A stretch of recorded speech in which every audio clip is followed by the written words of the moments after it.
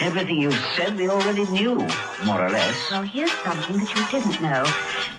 2 of those special atomic bombs haven't gone off.